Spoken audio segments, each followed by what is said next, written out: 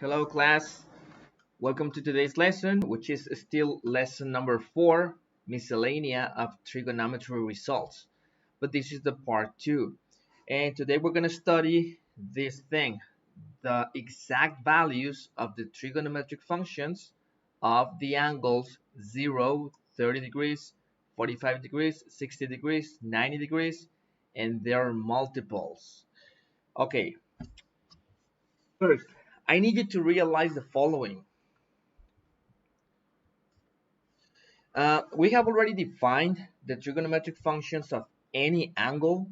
It doesn't matter whether it's acute, no, any angle. We already know how to get the trigonometric functions of any angle. What do? We draw the angle in a standard position. This is the initial side, vertex, terminal side. There you have your angle, theta in this case. And you locate a point in its terminal side. That point has coordinates x, y. That point has a distance to the origin of r, and we have all the ingredients to define our trigonometric functions for this specific angle, which is, like we knew before, these three things. Okay, these are the definitions. Fine. Now, understand the following, guys. This definition does not help you, find, for example, I don't know, if I ask you, give me by pencil and paper, like do some mathematical process in order to find me the sine of 30 degrees. Suppose I give you this problem, or find me the cosine of 17 degrees, or find me the tangent of 59 degrees, whatever, okay, any of these problems. You don't know how to solve them, okay? Why not? Because even though this definition in particular is perfectly okay, it's very well determined. It's non-contradictory. It's perfect. It's a perfect definition. It doesn't help you find the trigonometric functions of angles, sadly. Okay, so that's very important for you to understand. The definition of a specific object does not mean that that by understanding the definition, even though it may be simple, that you can actually put it to work, so to speak. Okay, it's two completely different things. Uh, and since I want you to understand this concept very well, think about the following. Think about pi. I'm still gonna be explaining to you this idea of the difference between the definition of an object and calculating stuff or things like this. For example, think about pi, the number pi. What is the number pi? By definition is the following. Is the If you have a circle, this is its circumference, this is its diameter, this is its center. Okay, so pi is defined in mathematics as the ratio of the circumference, which is this white line. This is the circumference, the ratio of the circumference to the diameter, which is this yellow line, or basically the division, if you want to use a normal word.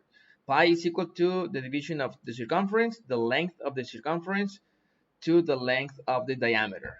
Fine, perfect. It's a perfectly good and simple definition. Does that definition help you in obtaining pi? No, it doesn't. No, it doesn't. Or not really. You need to have some sort of process in order to calculate pi. Okay? But knowing the definition of this object doesn't help you so much in the calculating of pi. Let me give you another example. Think about the Rubik's Cube. Okay? I mean, for sure you know about this thing, and you know how it's played. Okay, so we can define the solution to this puzzle in the following way.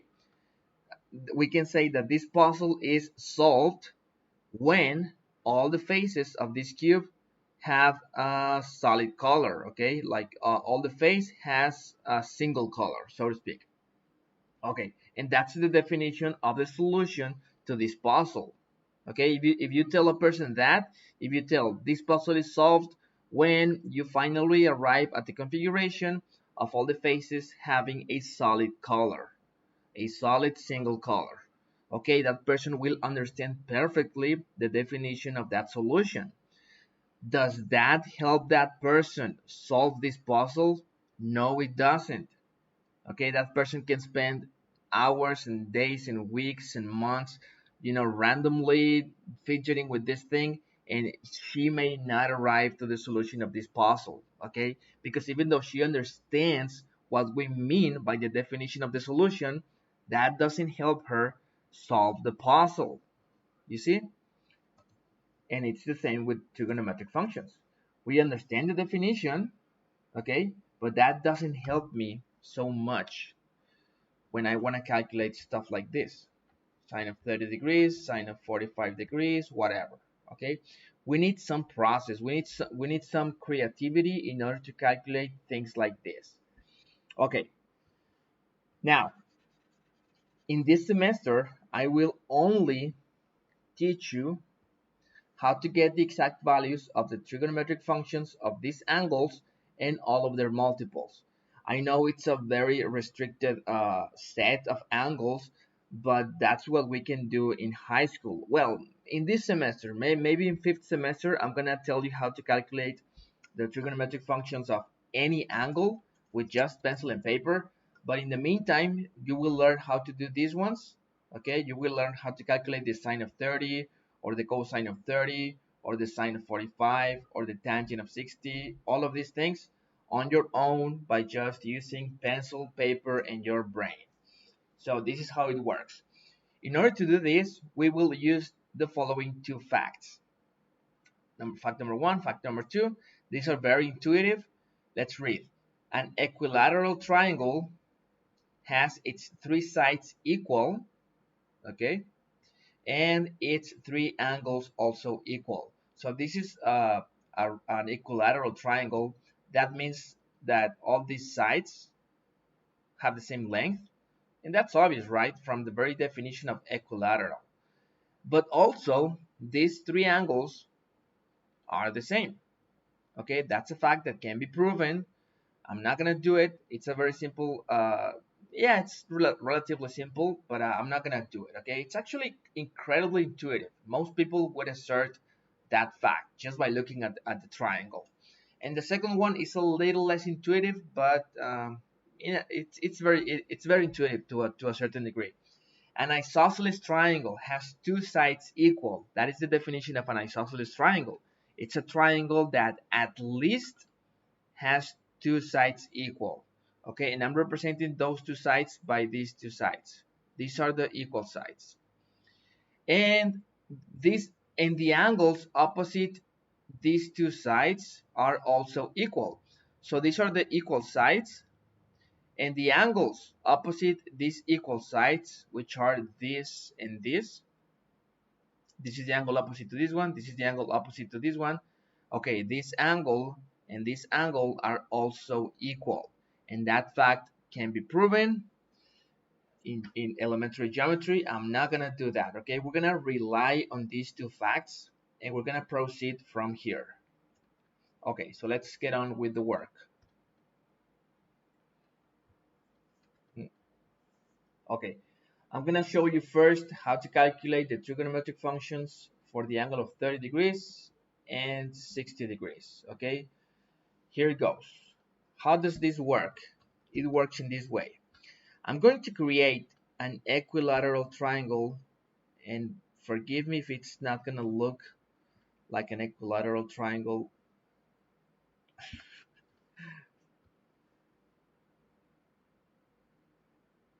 Okay, let's suppose this is an equilateral triangle. And I'm going to create it in such a way that the sides are equal to 2. Okay, this is a purely creative idea. Okay, you may be thinking, why 2? Why not 3? Why not 5? Why not 1? Because you're gonna see why in a moment, okay? Because I'm free to do whatever I want, and if it works, it works, okay? So I'm gonna create this equilateral triangle. Okay, so now what do I do next? Well, this angle, and this angle are equal. Okay, so these three angles are equal, and since the sum of these three triangles has to be 180, then by logic all of these have to be equal to 60 degrees. Each one of these angles is 60 degrees, so that their sum is 180 degrees.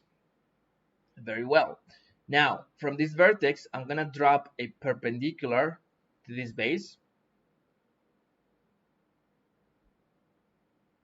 like that.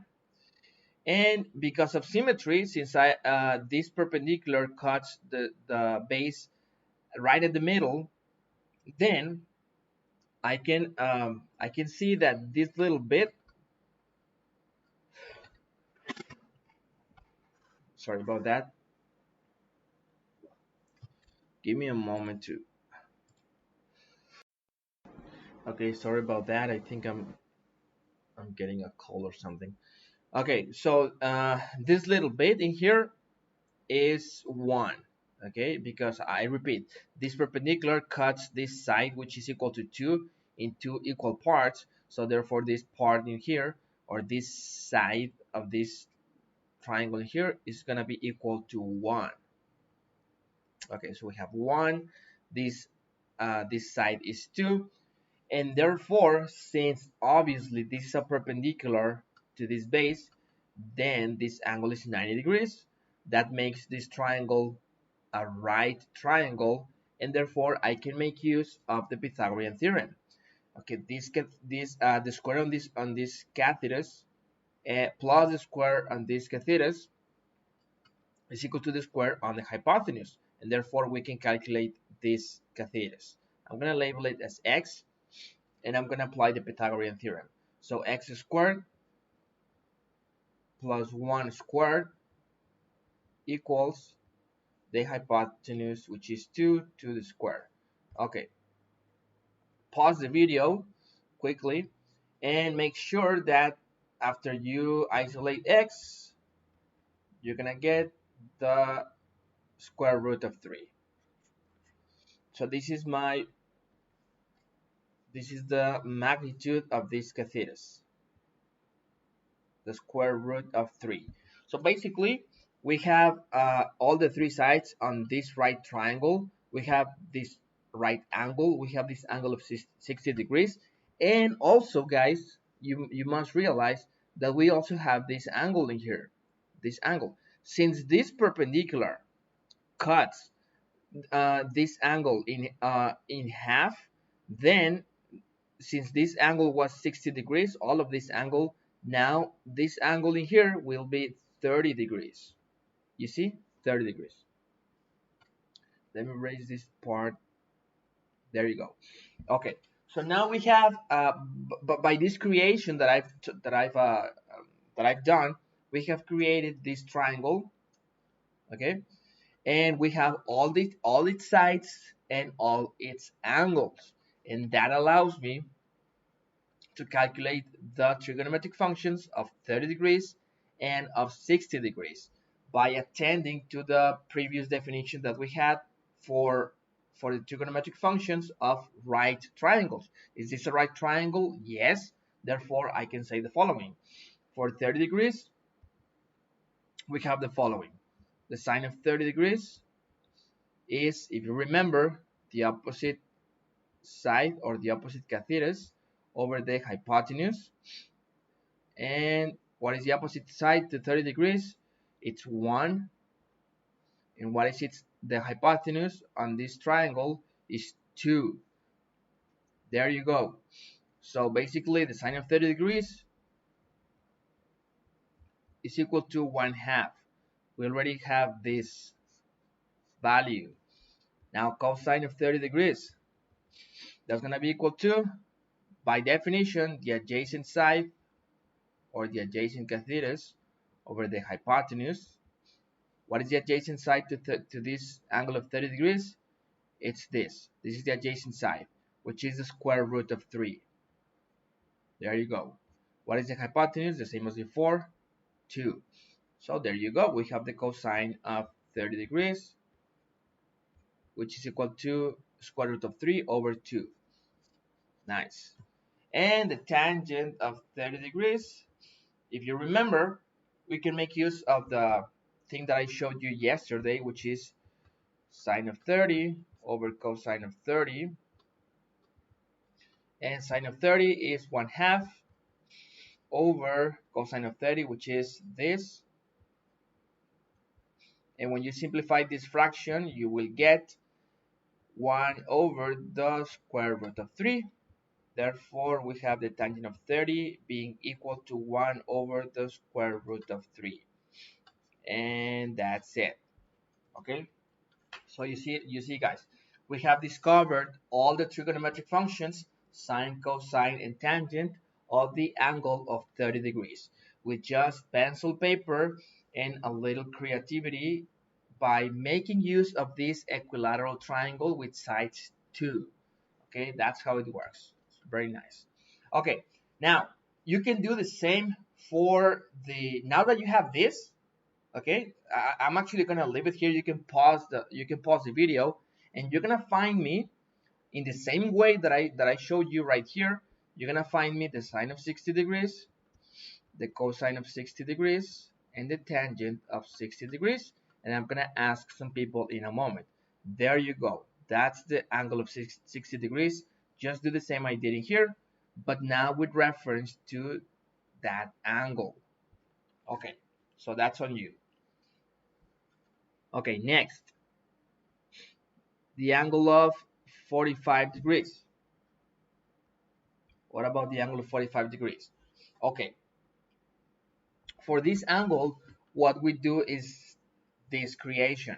I'm gonna create or build an isosceles triangle, which is also a right triangle. Okay, you can have a triangle that is both isosceles and also right. How? Well, I'm gonna create this base, this height, both of magnitude 1, 1, and 1. These are perpendicular, so therefore this angle is 90 degrees. And now all I do is join the extremes of these two segments of lines. There you go. So this is 1, this is 1, this is 90 degrees. And since this is a right triangle by my own creation, then this is the hypotenuse of that right triangle, and I can calculate its magnitude. One more time, stop the video and calculate the length of this hypotenuse. Do it.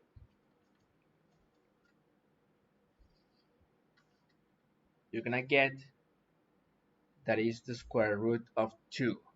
Okay, so that's it. We have the three sides of this right triangle.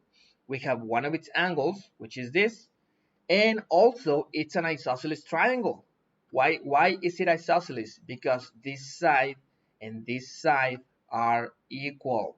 So therefore, this is an isosceles and right triangle. And if you remember, a moment ago, I told you, if you have an isosceles triangle, and if this side is equal to this side, therefore, the opposite angles to those equal sides are also equal. So therefore, the opposite angles to these two sides are this is opposite to this side, and this, which is opposite to this side. These two sides are equal, and therefore, by logic, by some reasoning, which is very simple, you must come to the conclusion that this angle and this angle is 45 degrees. Okay? Why? Because they have to be equal. Now they're equal. Their sum is 90, and plus this 90 makes up for the total of 180 degrees. That's why. Okay, so we have discovered all the sides of this right triangle and all its angles. And I can do the same process as I did a moment ago and establish the following. The sine of 45 degrees is equal to opposite side over hypotenuse. And what is the opposite side to 45 degrees? 1. What is the hypotenuse? The square root of 2. And there you go. We have the sine of 45 degrees. The cosine of 45 degrees is going to be adjacent side, which is 1 over the hypotenuse, which is the square root of 2. And that's it. And the tangent of 45 degrees is opposite side over adjacent side, and it's gonna be equal to 1 over 1, which is 1. So tangent of 45 degrees equals 1. So there you have all the trigonometric functions of the angle of 45 degrees. Okay, so we have the angle of 30 degrees, all the trigonometric functions, 45 degrees and 60 degrees. Now, what about 0 degrees and 90 degrees? These are even simpler. These are extremely simple to calculate. All we need to do is this.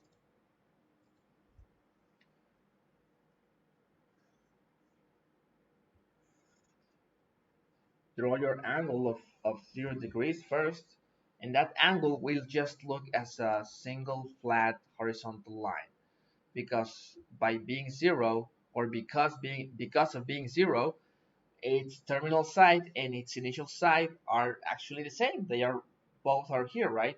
The angle has no rotation at all.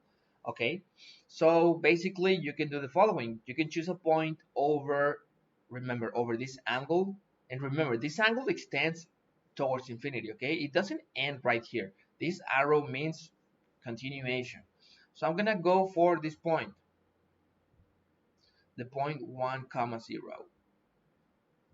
So this is the point 1 comma 0. What is its distance? Let me do it in red. What is its distance to the origin? Well, 1, right? Can you see why? It's very simple. This is 1. And the coordinates of this point are 1 comma 0. That's it, guys. That's it. Go back to your definition. In this, what is the sine of an angle? Is y over r. And in this case, the sine of 0 degrees, what is the y? Is this value, right? 0 over r, which is the distance from the point of the origin, which is 1. And therefore, this is 0. Sine of 0 is 0. Now, cosine of 0, by definition, is x over r. What is the x of this point? Is 1. What is the r? The distance from the point to the origin is 1. And that's it. The cosine of 0 is going to be equal to 1. And the tangent of 0 degrees, by definition, is y over x. And we do the same. Y is 0. X is 1. So it's going to be 0 over 1. And therefore, the tangent of 0 degrees is 0. So you see, it's also very simple. Okay, now you're gonna do also the same thing for an angle of 90 degrees. The same thing I did in here. And you will find something weird, not with the sine of 90. That's gonna be completely easy for you to get. Cosine of 90, that's also gonna be easy for you to get. But when you try to calculate the tangent of 90, something weird is going to happen. Okay, I want you to discover what that something weird is, and I want you to tell me in a moment. So again, I'm have some time and calculate the trigonometric functions of 90 degrees. And that basically concludes the lesson. I haven't talked about this, about multiples of these angles. We have done 0, 30 degrees, 45 degrees, 60 degrees, and 90 degrees. Okay, I'm gonna discuss what's up with the multiples. Like, for example, consider the angle of 30 degrees. If we multiply this by 5, by 5. What do we get? We get 150 degrees. That's a multiple of 30 degrees. We can also get the trigonometric functions for this angle, and I'm going to explain to you why, but I want to discuss that with you, not in this video, okay? We're going to discuss this live. Okay, guys, so that's it.